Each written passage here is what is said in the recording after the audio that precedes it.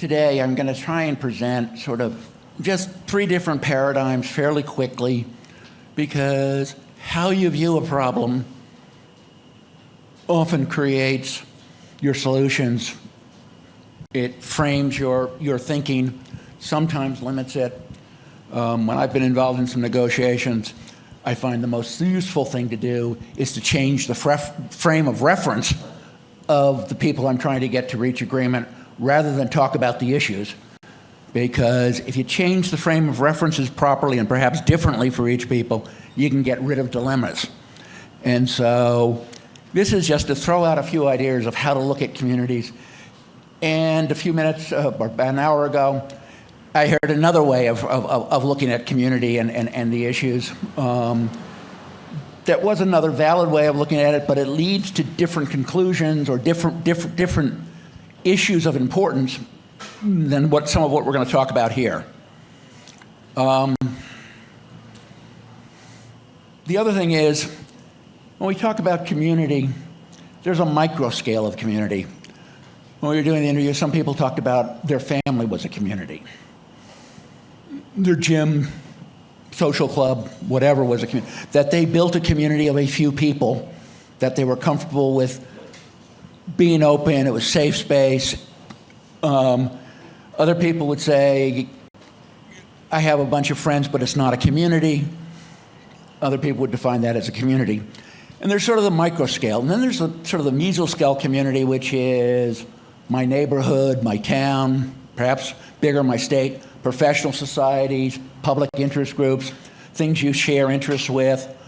And in both instances and in the third, there's the question in all our mind is, how does technology affect that? How can I use technology to make these groups more satisfying? And then there's the macro scale community, which is sort of, at this point, the community of nations, or how global society is organized and how technology might change that. And that's really the focus today. But in this group in particular, but I think in general, some of the stress that is on the current system is a function of technology as well as time change. And so the impact of technology and how we can productively use it is a common theme. Now, I demonstrate, in a sense, the hierarchy of gatherings is, I don't think inside the red circle you really form community. It's too short a period of time where you have a meeting. Now, if it's a meeting within your organization, then maybe you've created a community within the overall company or organization, but generally that's not a community. A conference is too short. Conventions tend to be a little bit longer, but again, I don't really think you're creating a community. The pop-up village, something that lasts 4 weeks, 8 weeks, something like that, seems to be a minimum time to really get the personal relationship going, where you might say you're beginning to form a community. And you can ask the question of how long does that community last? How do I maintain that community? Is there a serial community that you can have in different locations? But you're beginning to get the feeling that it's more than just an introduction to somebody and then move on. Again, you can then talk about the cities, a geolocation, or an interest group that lasts longer. And there's the nation state, the territorial sovereign. Some people feel that they have a community within their country, or that the nations themselves form some sort of a community somehow. And then there's a sense of maybe there's something new that we're struggling to find. Now, I believe the first sort of known human society was your tribal society. And tribal societies are kind of interesting because they still exist. And they have certain characteristics that people find attractive. They were probably the most egalitarian societies we've ever had, because even the chief worked. He was a farmer. The elders worked. They're farmers. There were no professional class of rulers. It was a closed society for the most part because you had to be born into it. And in fact, some of the rules of tribes include such things that if you married into a tribe, you were not a tribal member. So that if, say, your husband died, the wife did not inherit his property. She might have to marry her husband's brother so that she could live on the property and the property stayed within the tribe, but she was an outsider who couldn't be trusted to defend and maintain the property. And so it was very, very difficult, if not impossible, to become a member of a tribe you weren't born into. There's collective responsibility. If my brother murdered somebody and fled, I might be held personally responsible for that murder. It seems unfair, and there are many times when it seemed unfair, but our parents should have taught us better about how to integrate with society, with other people. And my brother should have known that when he committed this act, he was putting me at risk. And therefore, it was fair, and particularly because, and the other thing, the traditional laws of equity, not retribution, is most of the tribal societies had this belief that if you did something wrong, then the compensation, the punishment you had to repay the victim. If you stole a cow, you might have to pay back a cow plus a goat because it was inconvenient, so they add a little bit more. But it went to the victim. It didn't go to the chief or the state or anyone else. It was a return of equity. Now, some things that I really like about tribal society is the elder or the chief paid double because he should have known better. And so the elite were in fact held more accountable for the maintenance of the equalities in society because they were the carriers of the tradition. And because it was not a system of retribution, it was not the state that would ostracize somebody. It was the family who felt they could no longer be responsible for that member of their family, and they would expel him, which would expel him from the tribe, and that was usually a death sentence because the tribe provided protection from others. And if you were alone in a nomadic society and traveling with your cow and your goat, and you ran into another tribe, nobody's protecting you. There's nothing that stops them from killing you and taking your property. And that's partially why you had collective responsibility, is you had collective protection. The other thing I have found very, very interesting with tribes is when I was first being told about it was because I was helping a man write a book on the tribal laws of Somalia. And he absolutely insisted that the tribal laws were universal. In my education, I've been told that the Cheyenne and the Cherokee had different laws, that all the tribes were unique, and there was no such thing as universal tribal law. But then I went to Vanuatu, which was, instead of the Horn of Africa, was an island in the middle of the Pacific. And I started to talk to one of the tribal leaders. I said I wanted to talk to more of them. Suddenly 20 naked men, because they just wore a penis sheath, and I guarantee that when the audience actually is naked, it doesn't make you calm.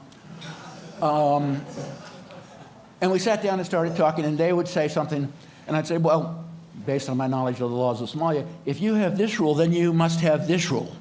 They go, yeah, you understand our system. I thought, wow, maybe it is more universal than I thought.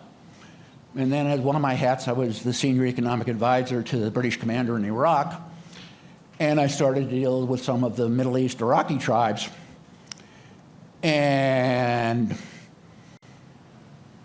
we got into a few issues, and I said, well, there must be a rule like this.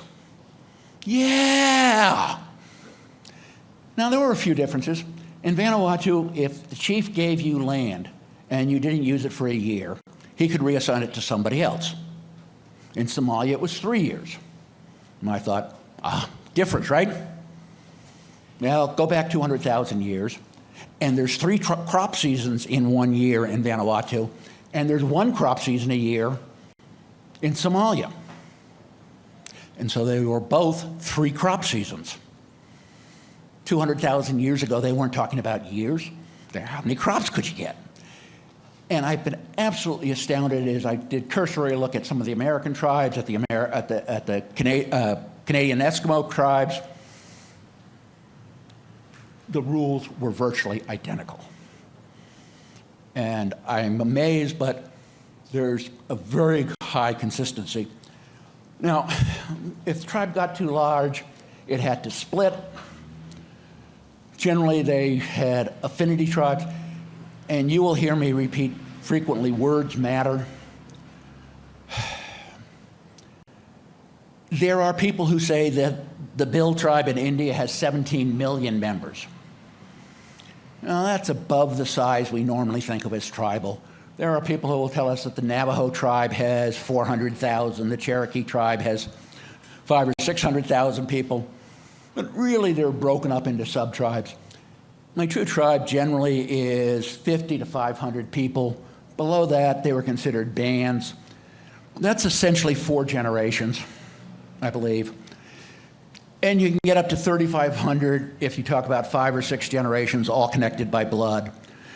And in some environments, the tribes got to be about that big before they split. And it had to do with what resources were available and whether a tribe was manageable at that size. But I find that to be a fascinating model, lasted for about 200,000 years. Now, Nobel Prize-winning economist Douglas North created a system that said there's 3 types of stable societies. The first is tribal. The second was what he called, he called the natural state. I'm going to sort of describe quickly his theories in my words because I found his words somewhat confusing to get the ideas across. I called his natural state a limited access society, as opposed to the tribe, which was zero access. Government, business, military, sometimes the religious sector become a professional elite. They're no longer farming to make their income. It's either through taxes or some other way. They're being paid, and they become wealthier by a large margin than the rest of the tribes. Importantly, they maintain their status, their wealth, through know-who. It's not based on fairness or anything else, and the businessmen may bribe the politicians to keep the politicians in power, and so the politicians give them monopoly rights, and they keep everyone else at subsistence levels because then they're not a threat. Now, one of the problems with modern society is it's a lot cheaper and more effective to have an assault weapon than it was to be able to exert violence through a sword because 100 strong arms might be needed to create a huge amount of violence. And it's a lot easier to have 2 people with an assault rifle who can do a lot more damage than 100 people with a sword.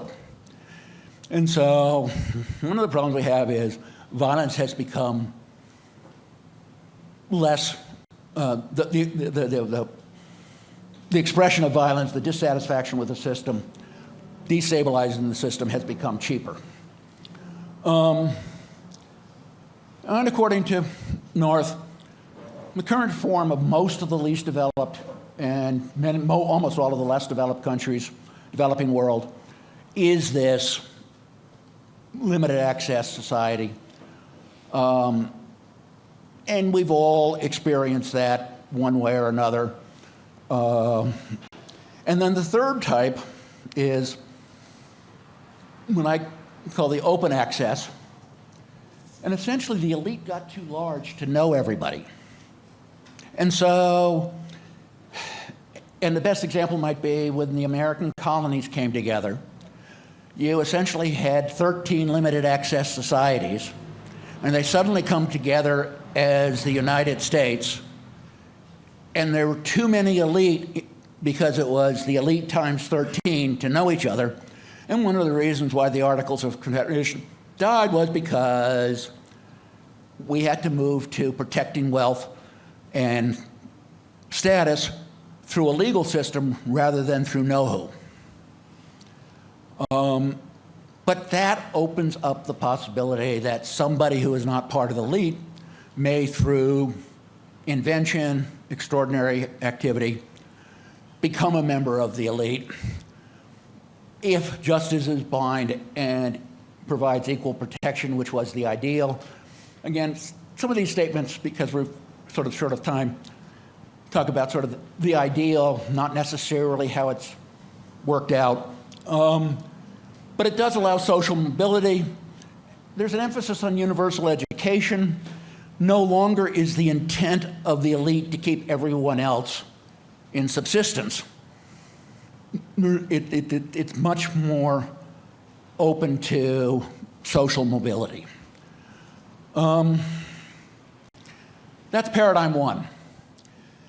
And that paradigm fits in pretty well with what we now call our international relations system, which is also called the Westphalian system. It's based on a treaty that was signed in 1648 among German states. But for the first time, the sovereign nation state tied to territory comes into existence. Sovereign makes and enforces the law, is the sole and absolute authority over specified territory. All sovereigns are equal, and sovereignty is undivided was the ideal. Now, this system, which was really created by a small group of German states after an excessive amount of violence, which was the 30-Year War, which really lasted 40 years, there were places in Germany where half of the population and 80% of the males were killed during that war. There has never been in Europe any conflict that came close to approaching that proportion of the population being killed. But because of colonialization that was taking place in the 1600s, this concept of statehood spread around the world within 25 to 50 years. And every part of the world was considered to be within either a colony of one of the recognized sovereigns or a sovereign, Thailand being one of the few places that actually never was colonized, and they recognized the kingdom as being here as being a sovereign entity. Truly remarkable that what Thailand achieved at that. And I think we don't really understand that today because most of the historians who we've read and studied who wrote in the 19th and 20th century describe ancient history using the nation-state model. And so they describe the Roman Empire as though the nation-state existed at that time. And I said this a few years ago, and someone challenged me on it, so I went back and found somebody who wrote a history of the Middle East in 75 BC.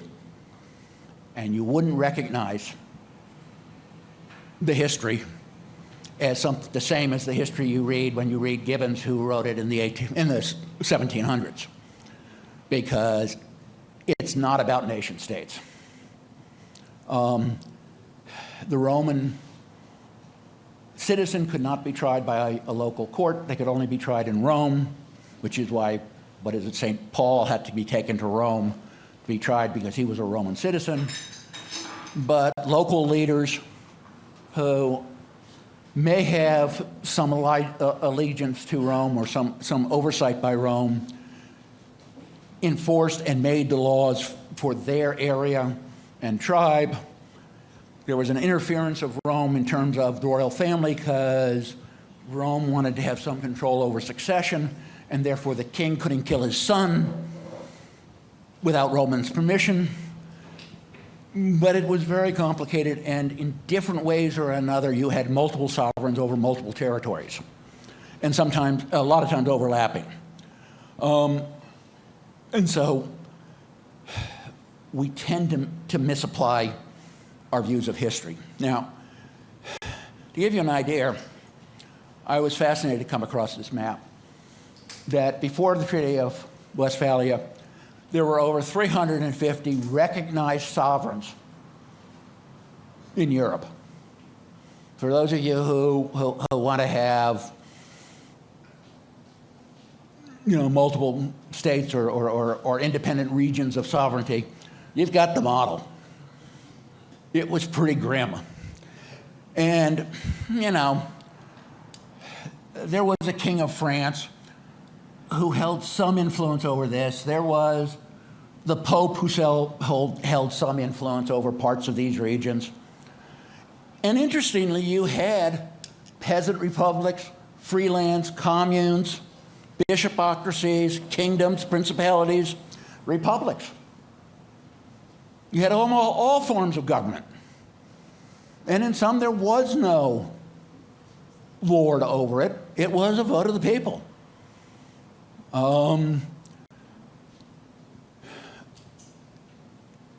That all started to change. And by the way, this is the period where some people talk about the Hanseatic League, which was fascinating because it is the closest that I know of to a network state or network nation in history. They were a bunch of trading cities that got together and agreed to have mutual defense. So they actually went to war against the King of Denmark because the King of Denmark had interfered with one of the merchant ships of a merchant who was a member of the Hanseatic League. And the Hanseatic League they had lots of ships. They had armament on their ship to protect them from piracy. They raised a navy and defeated the king. I'm not suggesting that network states or nations get into doing those things, but the fact is that they had a sense of sovereignty. They negotiated with kings. They were recognized. But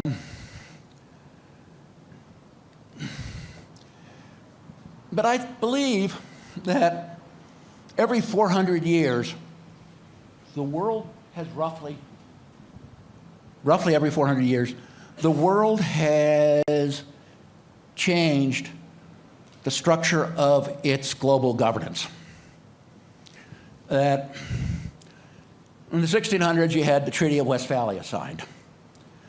In the 1200s was the beginning of the Magna Carta, where there was some sense of parliament, a feudal system, but a beginning of people influencing the absolute power of royalty. In the 800s to 1200s, you had Charlemagne and the Holy Roman Empire, where the Pope was much more involved in appointing who would be the ruler over a territory.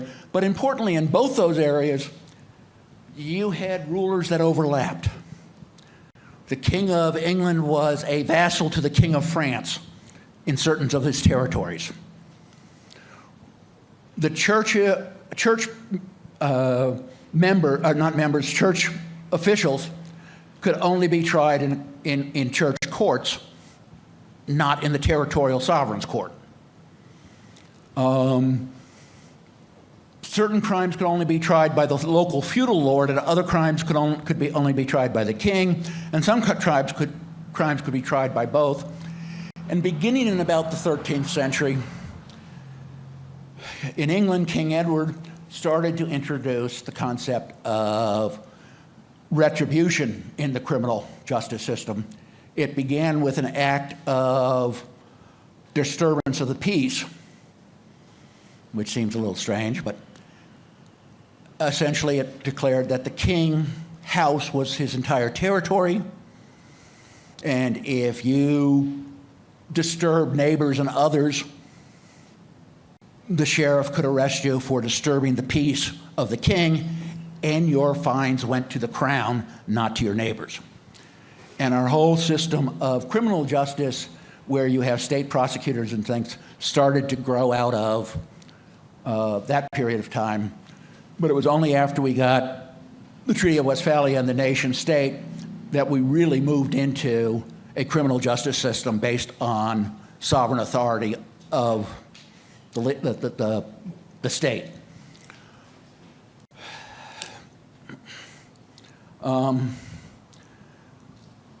Oops, I erased that other one. We're about due. We're 400 years from the Treaty of Westphalia. And so I think it's intriguing that there's so much interest now on the idea of what's next, because we're due to have a change. Now, this is what I call the second model or second paradigm that I'm putting up. The third paradigm, oddly enough, I've originally presented to the Brain Trust of the Ayn Rand Institute, because I included this concept that to have a valid and stable society, in my belief, you need 3 legs. And the nice thing about the African king's stool is it has 3 legs because it can be stable on any ground. If you have 4 legs, it might wobble. 3 legs is stable. But someone, when I was young, and I'm not an academic in part, I describe myself as a practicing economist, although I don't have an economics degree, told me that economics was about the allocation of scarcity. And since everything's scarce, the study of economics covers everything. But I believe it's important to say commercial society, by and large, allocates scarcity through markets. And markets are an efficient way of allocating a lot of scarcity. Now, people were saying China is becoming a capitalist country because their consumer goods were being allocated through markets, but their capital was still being allocated through state mandate, 80% of it. And so they can't be a capitalist country until capital is allocated through markets. But by and large, commercial society uses markets for the distribution of scarcity. Civil society uses values or morals in the allocation of scarcity. They acquire resources by voluntary contribution, and they distribute it to those who they see in the most need. Political society, which you can read as government, uses either legitimate coercive force or violence to distribute scarcity. The taxation system, they take from you and put it to where they feel there's a need. Now, there can be voting, there can be republics, there can be legislatures, but they essentially have, in our current system, the sole legitimate use of violence. And we accept it. Police force, etc. Well, when you get to, say, a theocracy, civil society is brought into political society, and you end up having a somewhat unstable social structure. If you get into fascism or Marxism, or no, you get into a plutocracy like India, commercial society starts to be brought into political society, but India still has a fairly active civil society. When you get into fascist communism, commercial society moves into political society, and civil society moves into government. You got a one-legged stool. There are huge amounts of abuses, and there's no redress or part of society that can react and provide resources because they're outraged by the way a certain group of people, the Uyghurs in China, are being treated. In the modern welfare state, a little bit of commercial society, a little bit of civil society has been taken over by the role of government, particularly areas like healthcare. But it hasn't been completely absorbed. And I think recognizing that these 3 legs are important parts of society. Now, someone an hour or so ago talked about society as dealing with the use of the commons and avoiding depletion of the commons of a society. That's largely a civil society function, where the commons are managed through values, morals. You don't, as a member of society, take more from the commons than is fair. And as long as you've got this sense of social responsibility, it works. If you lose that sense of social responsibility, it doesn't work. The problem when civil society gets partially brought into government is, by and large, civil society stops funding what the government begins to fund. And it's very hard to push it back into civil society. I like to ask the question on healthcare, because healthcare has been moved more and more into government in all the developed countries, is if each of these are allocating scarcity, one through markets, one through violence, and the other through values and morality, and healthcare always has to be rationed because the market never clears, because everyone will pay whatever it is to stay healthy. Where do you want to have it rationed? Do you really want it rationed by coercion? That's where we as a society and generally are now putting it. And that may be an issue, I think. Where you allocate as a society various issues is an important consideration in the structuring of our current society. Now, after 400 years, the current structure of international relations is under stress. Perception of increasing interstate and intrastate conflict, civil wars. I had a paper a decade or so ago in which I said there's two problems with, among others, but two major problems with the nation-state structure we have. Is one is myopia. Their primary care is only about their own citizens and not about the welfare of others.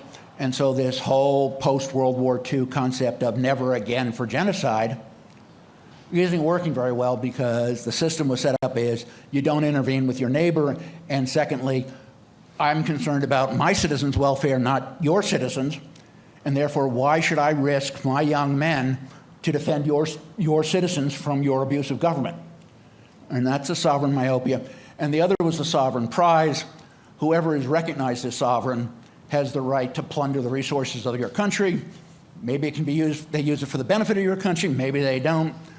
But sovereignty gives them the right to allocate the resources in your country.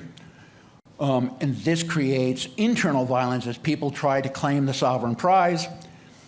And there's two types of sovereignty, which wasn't really talked about much in the political science literature. What I called horizontal sovereignty, which is you're recognized by other sovereigns. That's the most common sense of legitimacy for sovereignty. But you also have vertical sovereignty, which is the people recognize that government as representative of them. And when you get to places like Darfur, you have a people who do not recognize Khartoum as their government, and yet the international community, the horizontal community, recognizes the government of Sudan as covering the territory that includes Darfur, and you have a nasty situation because of the differences. We also have a perception that the current structure is not dealing effectively with substantive issues like the environment, poverty, migration, human rights abuses, crime, individual security, the management of artificial intelligence and whatever risk it poses. I personally have the feeling that a lot of the opposition to artificial intelligence is sort of a neo-Luddite, but maybe it's not, but if it is a serious issue of the damages that AI can do, the current structure doesn't know how to deal with it. There's a loss of faith in traditional leaders. There's an interesting increase in the power of non-state actors, including terrorists as a non-state actor. And there are more and more violations of the Westphalian norms. Recently, the Italian government decision to not allow surrogacy to Italian citizens who travel abroad and engage in the activity outside of Italy. Italy wants to extend their jurisdiction to that. The United States extends jurisdiction to Thailand if an American citizen engages in sexual activity with a minor in Thailand. It's a U.S. crime. There's a whole series of these things that are beginning to develop, which are violations of the Westphalian system. And therefore, there's an increasing search for a paradigm or a better way to make and enforce the rules in the future. Now, governance in a global society is, I like to draw the distinction between government, which is political society that allocates resources through violence, and governance, which are traditions and institutions that resolve conflict without violence. And so we're clearly trying to move toward governance. First of all, we must recognize that the way this Westphalian system was created is governments are not legitimized to represent individuals. You cannot sue in the International Criminal Court. Only another nation can sue on your behalf. You cannot sue in the World Trade Organization. Only the nation can sue. If you are a company that is being abused by subsidies from a foreign competitor, you must convince your trade minister to file a charge at the World Trade Organization, because you have no standing in the international community. None whatsoever. And the United Nations is a club of sovereigns. It really is no different than a territorial sovereign. My belief is coercive force used within a territory of a country under our current system may be legitimate, but aggressive force used outside that collective is not. An institution that uses illegitimate force cannot create a stable global society. Currently, such institutions are the only ones recognized as representing individuals on a global scale. In fact, nation states are the only thing recognized in international relations as existing.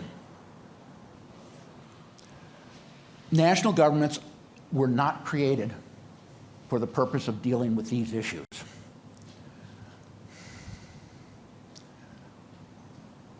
Obviously, my attitude, clearly something's got to change. Now, the future of opportunity zones, we're going to have a whole session on opportunity zones, but words matter. And I'm sorry, special economic zones, these zones are no longer about just economics.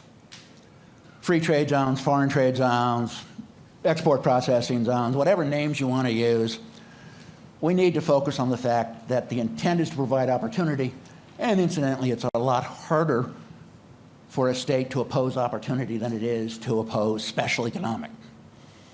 So I think changing the words is important, and opportunity zones are not just economic.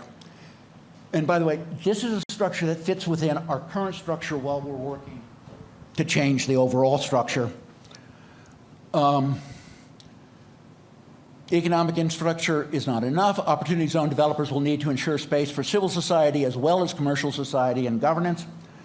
When we created Zeta, there actually is in the Zeta law a requirement of the zone developer to provide public space for protest, the traditional Spanish plaza.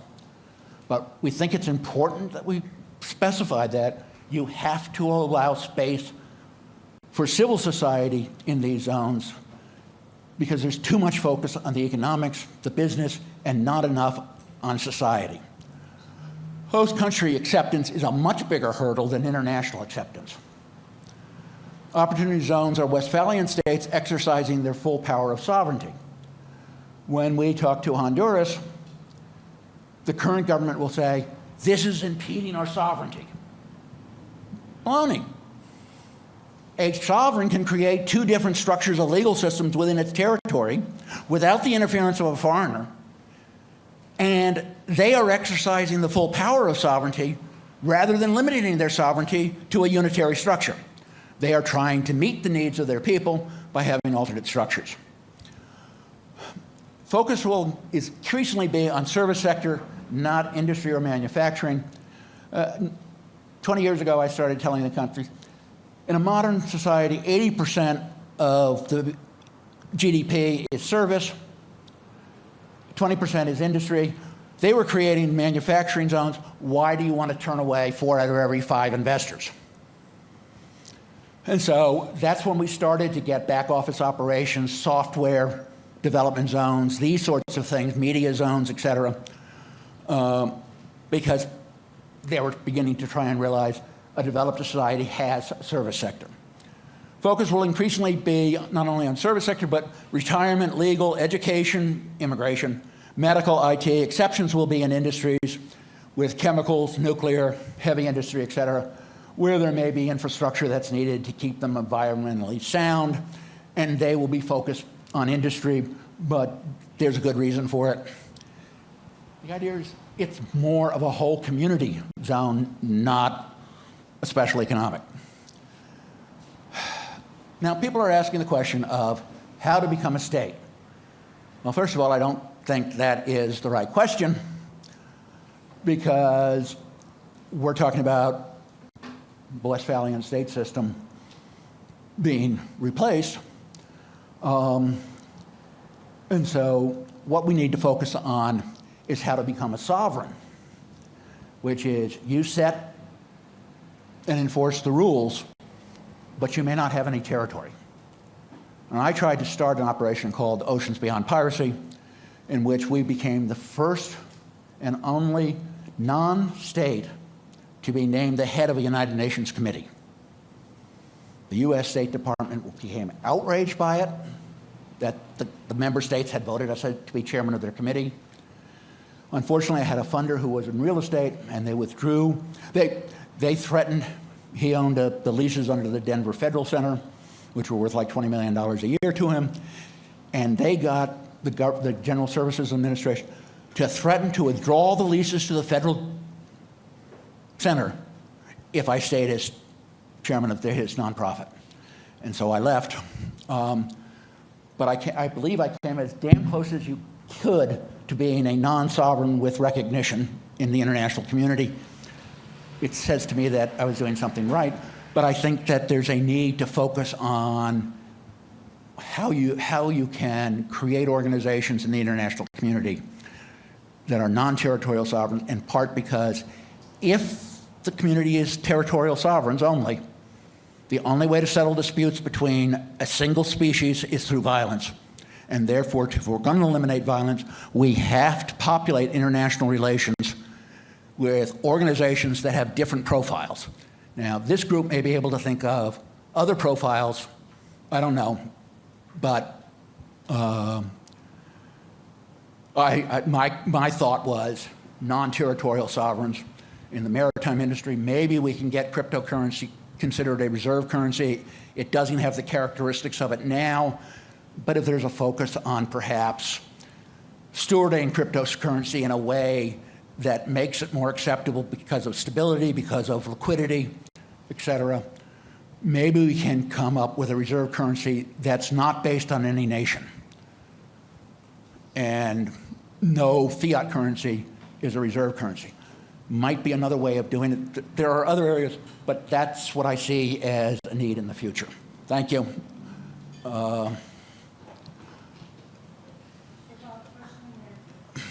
Yeah. I guess non-territorial sovereigns, inclusive governance structures, issue sovereignty through which we can incrementally change society and international behavior. And that's what we want to end up doing, is changing international behavior. And I think we do it by, and that technology allows us to have these sorts of organizations which didn't exist 400 years ago. Okay.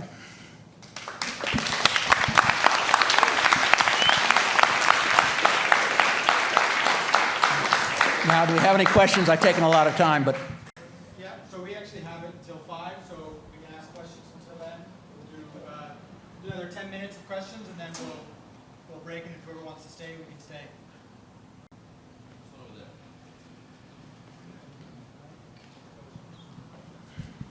You want to just yell it out? I can yell it out. Yeah. So just on the last slide, you said, how do you become a sovereign? So using the horizontal definition, the easiest way seems to be find other sovereigns that are willing to recognize you, right? Is it your network state or decentralized territory? Like, do you have other intellectual pathways for what it takes to become sovereign in this modern age? I define sovereignty as he who makes the rules and enforces them.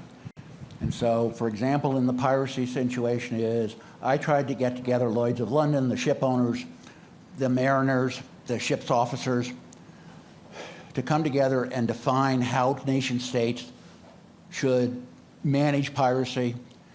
And if a nation state did not follow those rules, commercial shipping would not stop at their ports. That's a devastating sanction, and therefore, even though I had no territory and no army, I could make the rule and enforce the rule. We already have organizations like, what? The stakeholders, you brought all the stakeholders to the table. We brought all the stakeholders in the maritime industry together. They actually agreed that we could write the rules and draft them for their review. Actually got the British Foreign Office supporting our being named chairman of the UN committee. So we were pulling, the Indian Coast Guard supported it, a number of countries were doing it. And so the US government was appalled by it, but okay. It wasn't far away from sort of getting that recognition that we were a player in international space. You don't necessarily need to be seen as a state. You don't necessarily need to have an embassy and diplomatic recognition. You need to be seen as somebody who could sue and be sued in international courts. We've got a couple of organizations. There was somebody pretty smart a long time ago who said, the future's already here, it's just not evenly distributed. The Olympic Committee can prevent a country from participating in the Olympic Games if they don't follow the Olympic Committee rules. I can. The governments are advisory to the nonprofit board, and they can create TW as a designator for Taiwan over China's objection because China doesn't have a vote. Very different structure than the International Telecommunication Union, which is a UN-run body in which the industry are the advisors to the state.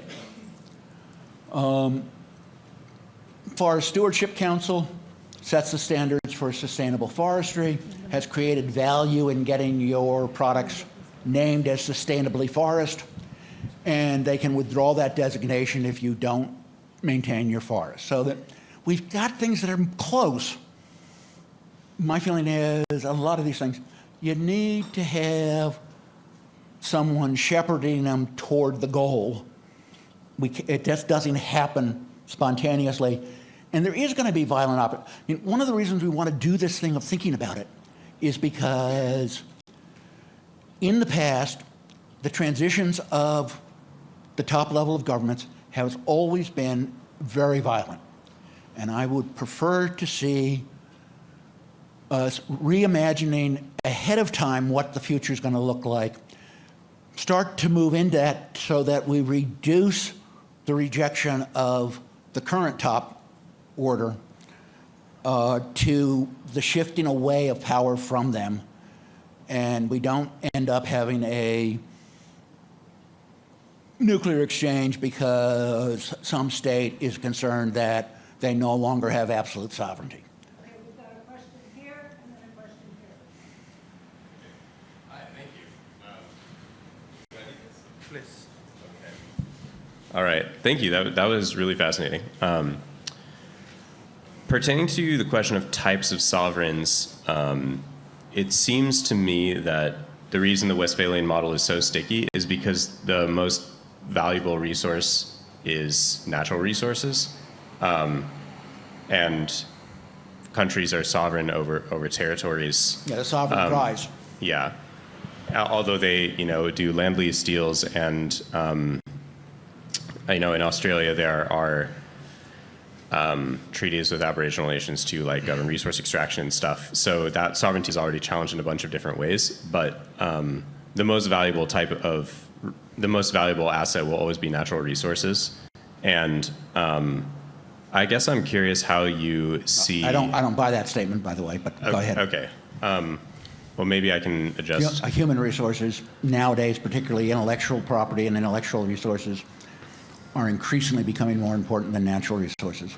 I think I see that, and I also see that the baseline of existence is premised on the stewardship of natural resources existing. I think I'm curious what you think about bioregional warlords as a type of sovereignty. That's a joke, but also more or less like what you think about continued stewardship of natural resources, which is a function currently fulfilled by like Westphalian state models, in the next transformation of governance at the highest level? You already have the Forest Stewardship Council, which is helping to manage a natural resource, which is hardwood, lumber, etc., maintaining forests and creating rules so that you don't slash burn the Amazon.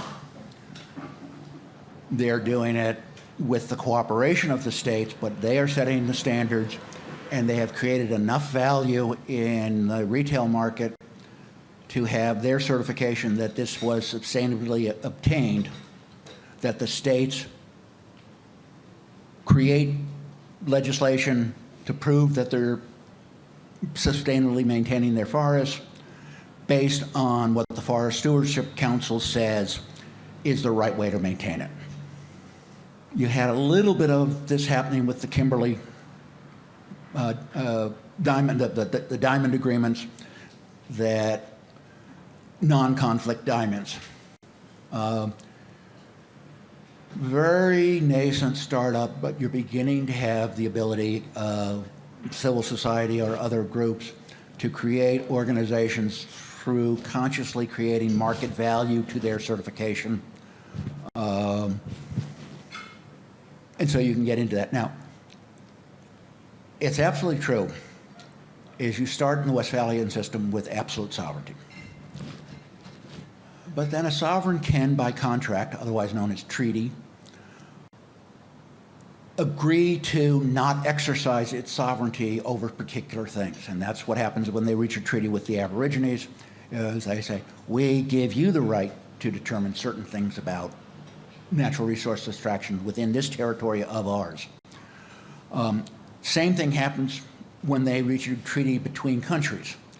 So when the countries of the world come together and sign the WTO agreement, they've all agreed that they will limit their certain trade activities, like subsidies to exporters, to the rules that are specified by this treaty, which is, in fact, limiting their sovereign independence.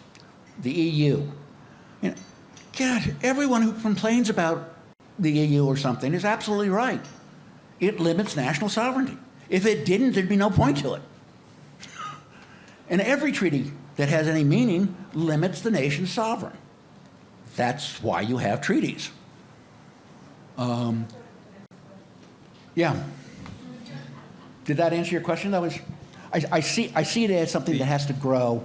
It did. It's a model. It's not a satisfying answer at this point in time, though. Okay. Yeah, but thank you.